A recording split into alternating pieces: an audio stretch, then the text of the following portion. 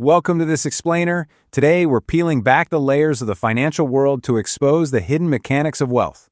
We're going to cover everything from that brutal grind of saving your first 100 grand all the way up to the weaponization of the US dollar on the global stage. We're diving straight into the actual math and psychology that govern your money behind the scenes. Let's get into it. We've all been sold the exact same story, right? Work hard, save your pennies, and eventually you'll be fine. But what if the rules of money are actually changing without anyone telling you? Well, the truth revealed in the source material is that the financial game completely shifts right under your feet as you cross certain thresholds. And if you don't update your playbook as your wealth grows, you're literally just sabotaging your own success. So here's our roadmap for today's explainer. First, the 3 wealth thresholds. Second, institutional wealth extraction. Third, the retirement showroom traps. Fourth, the math of time. And finally, the macro system shift. All right, let's jump right in. Section 1, the 3 wealth thresholds. We're looking at the psychological and mathematical milestones here. Starting at the individual level, we're going to explore 3 totally distinct net worth thresholds that will completely change your relationship with money, work, and risk. Okay, milestone number 1, $100,000 in investable assets. So, why this exact number? Well, it's because this is the specific tipping point where the magic of compound interest finally becomes visible. It actually starts doing the heavy lifting for you. Below this point, your money is technically compounding, but your own sweat and savings are doing almost all of the actual work. Getting to that point is an absolute grind, and we call it the puddle phase. This is that grueling initial stage of wealth building where your savings completely outpace your investment growth. Honestly, it's exactly like trying to fill a giant swimming pool with a tiny garden hose.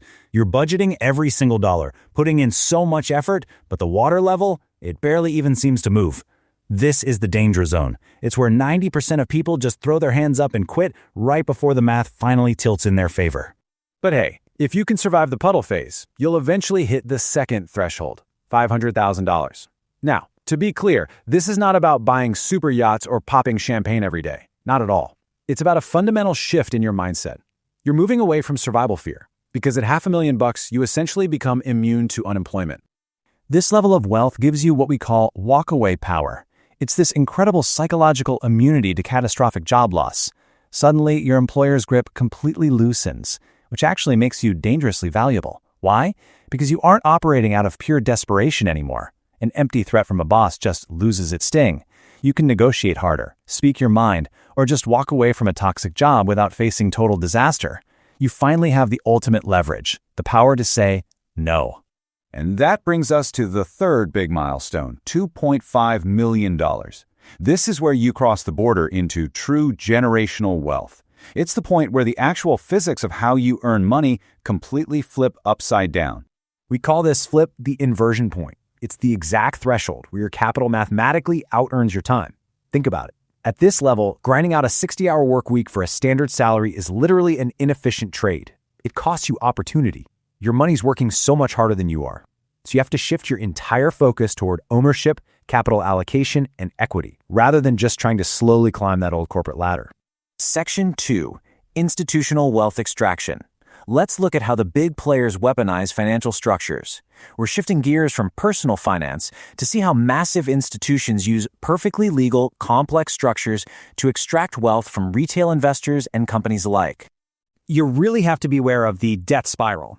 Here's how Wall Street legally applies massive pressure to heavily indebted asset holders, using companies like MicroStrategy as a prime example. Step 1, issue convertible bonds and debt. Step 2, short the stock to push the price below its net asset value. And Step 3, force distressed liquidations at a massive discount. Basically, by heavily shorting a stock, these institutions can trap a company that relies on issuing shares to service its debt. The ultimate goal isn't even necessarily to destroy the company. It's just to force a massive panicked sell-off of a valuable asset, like Bitcoin, so the big guys can swoop in and buy it up on the cheap.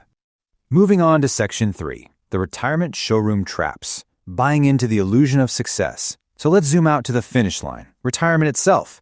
But as our sources point out, transitioning into retirement often feels like walking into a giant showroom, and it is packed with traps specifically designed to separate you from your hard-earned wealth right when you are psychologically most vulnerable.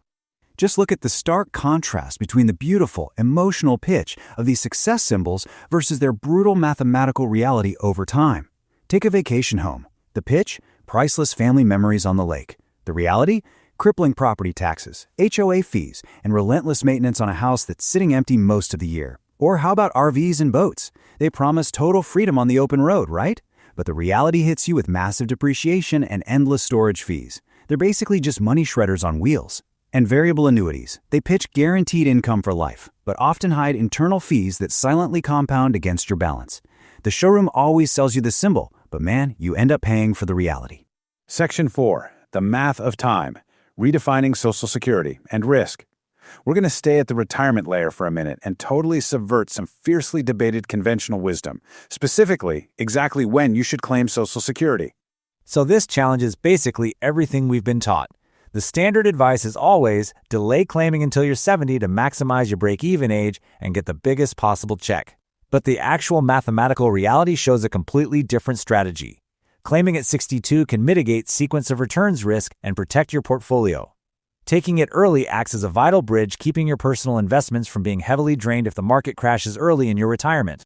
Honestly, delaying your claim is a massive gamble. That standard advice assumes an unrealistic 0% discount rate on your money. Plus, it only optimizes for your lifespan, assuming you'll live to 95 or whatever. What it completely ignores is your health span, your actual ability to enjoy that wealth during your active 60s.